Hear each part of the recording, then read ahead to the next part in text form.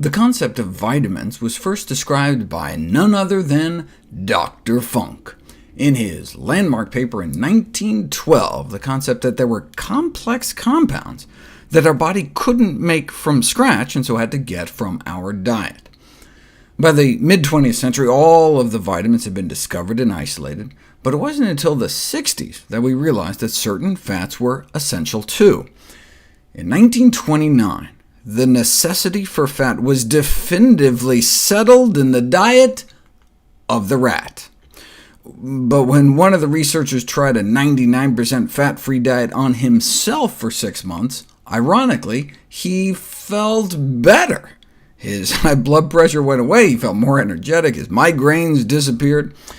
This one-man experiment fortified the medical profession's doubt that essential fatty acids had any relevance to human nutrition, until TPN was developed in the 1960s, total parenteral nutrition, meaning feeding someone exclusively through an IV, initially developed for babies born without working intestines. But the first preparations were fat-free, because we didn't think humans needed fat, and so they rapidly induced severe essential fatty acid deficiencies, ultimately convincing the medical community that some fats are indeed essential. They started out using safflower oil, but as they discovered in a young girl they were giving it to after an abdominal gunshot wound, we don't just need fat, but specific fats like omega-3s, and so when they switched to soybean oil, instead she was restored to normal. The fact that it took so long and under such extreme circumstances to demonstrate the essential nature of omega-3s illustrates how hard it is to develop overt omega-3 deficiency.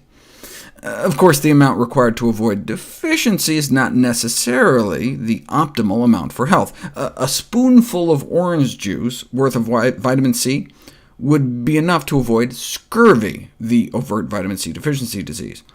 But no one considers that enough vitamin C for optimal health. What would optimal omega-3 status look like?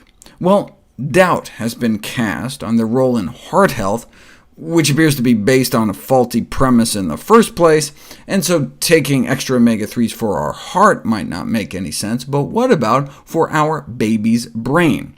Extra DHA may not help pregnant or breastfeeding fish eaters, but those who want to avoid the contaminants in fish can take supplements of pollutant-free algae oil to get the best of both worlds for their babies. But what about adults? No apparent psychological or neurological benefit of DHA supplementation for the general public, but what about in those who don't eat fish? Take the famous alpha-omega trial. Thousands of people randomized for over 3 years to get either long-chain omega-3s from fish, short-chain omega-3s from plants, or placebo, and they found no significant benefits for any kind of omega-3 supplementation on global cognitive decline.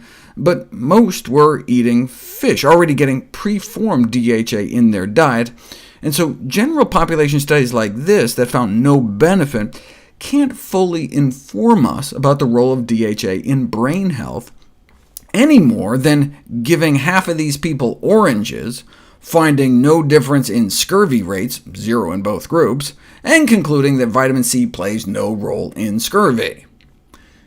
In 2013, for the first time, DHA supplementation was found to improve memory and reaction time among young adults who rarely ate fish.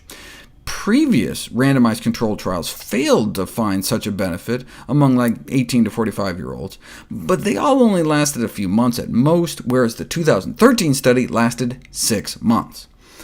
So if all the studies either showed no effect or a positive effect, one might give it a try. But in one of those shorter trials, DHA supplementation didn't just fail to show benefit, it appeared to make things worse. After 50 days, those who consumed the DHA had worse memory than those taking the placebo. So out of the 6 randomized controlled trials, 4 showed nothing, 1 showed a benefit, 1 showed a harm. So if it was just about boosting brain function in the short term, I'd err on the side of caution and spend my money elsewhere. But what about preserving brain function over the long run? I'll address that next.